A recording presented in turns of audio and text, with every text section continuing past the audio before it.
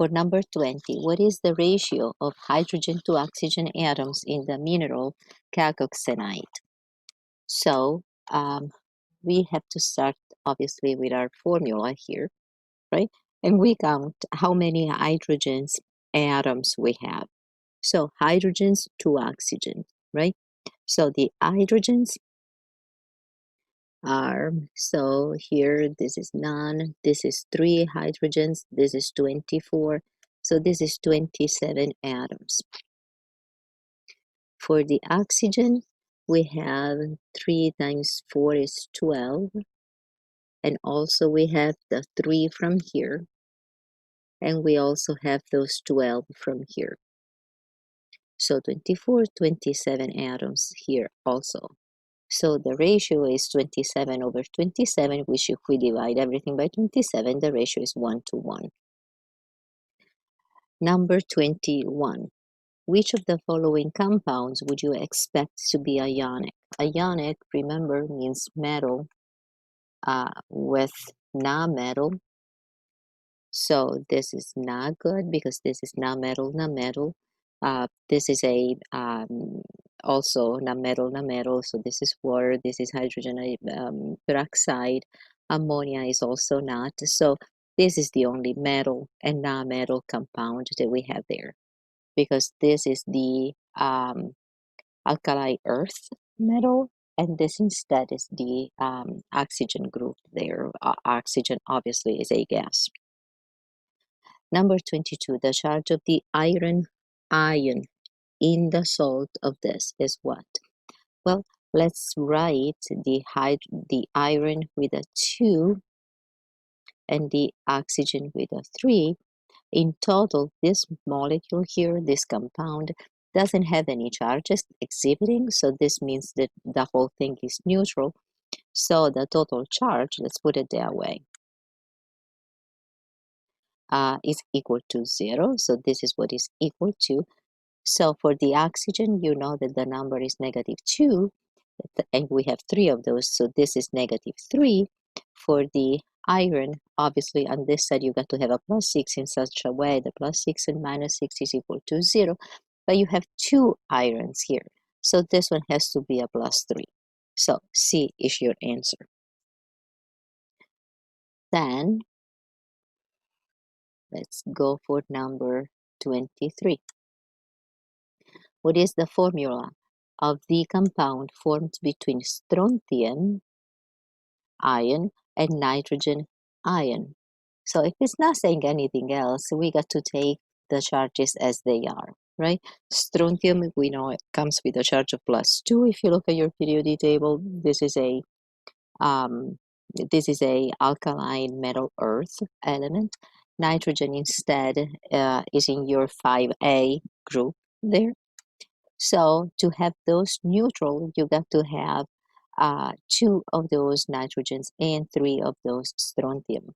Now, if you don't remember why you need to crisscross, the way I represent it is, for example, the strontium looks like, so to me, all of those elements are Lego blocks. And this strontium, okay, has a 2 positive. So that means comes with the 2 bags. The nitrogen instead, okay, has 3 holes because it's negative. Okay, negative to me means is missing something. In fact, it's missing 3 electrons to become noble, right? So if we put together the nitrogens, right, on top of the, this is 1, this is 2, and the nitrogen has 1 more hole, right, on top of the strontium, we see that we are not satisfied yet, because we have a piece hanging there. Instead to have a compound with 0 total charge, we need to have a situation where you have no leftovers of pieces of elements, right? So let's put together another strontium, okay, with the 2 bags. Now we need more of those nitrogens, okay? So 1 and 2 and 3. So this is the nitrogen, this is the nitrogen. We are still now in defect of pegs.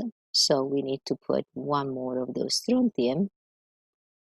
And now you see that we have no leftovers. Everything is clearly defined bonding wise, boundaries wise, okay, with the 3 strontium and the 2 nitrogens. Okay, so we look for this situation here, and B is your choice. Then for 24, which species below is the nitride? If you have the ide, you got to take the element from the periodic table that looks like that. So E is your choice. 25, which of the following compounds is chromium 3? And again, I like to write it first so that I don't get confused once I start looking for it. Strontium 3 means has a charge of 3 up here. Oxide is just the oxygen. This one usually has a charge of 2. So again, to do the same situation that we have in this case here, okay, we need to have, so to put together those blocks, basically we need to have 2 chromium, okay, because the chromium has 3 bags, 1, 2, and 3, and 1, 2, and 3, and we have at this point 3 oxygens because the oxygen has 2 holes, so he's taking care of those bags here. So this is what you should have. So chromium 2 and oxygen 3. Here it is, 25. Then 26. 26, what is the correct formula for ammonium? So you got there to write the ammonium. It usually has a charge of positive 1. Okay. And the sulfide. Sulfide is the one from the periodic table. So it has a negative 2. So you need to have a 2 there to balance those pegs, holes, charges, whatever you want to call it. Okay, so C is your answer. 27. Which formula name pair is not correct? So, iron 2. So one thing that we can do is to just practice with this. So if we have iron 2, okay, sulfate should look like that, okay? And actually this one looks fine, right? Because the sulfate has a charge of negative 2. But let's see the other then. Let's change color just to make sure because, right, we don't know, okay? So this is correct, I should say. Actually, this is what they are asking. Sorry, I misread it. So which is not correct. So this is fine, okay? Then iron 3 sulfite. So iron 3 sulfite is this. So you got to have 2 of those and 3 of those. Okay, so it matches. So this is fine also. And then what about this one? Iron 2 sulfide. Iron with a 2, and then sulfide comes with a negative 2, so that's it. So this is right also. So iron 2 sulfite, iron 2 sulfite, and this one comes with a negative 2, so 1 and 1. So this is fine also. So if this is wrong also, if this is fine also, we're out of luck, right? So iron 3 sulfide. Sulfide is this, right? So you have a 3 here, a 2 there, so they have sulfate here, so this is definitely wrong. Okay, so E is wrong. Then 26. The formula of the compound formed between aluminum ions and phosphate ion. So aluminum ions and phosphate ions is what? Well, the ratio is 1 to 1. So it has to be B. 29. Barium reacts with polyatomic ion to form a compound with the general formula, this one. Okay, so has a Ba3X2.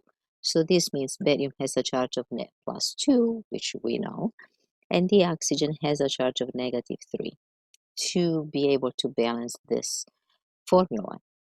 So out of this one, what would be the most likely formula for the compound formed between sodium and the polyatomic ion X? So sodium has a charge of +1.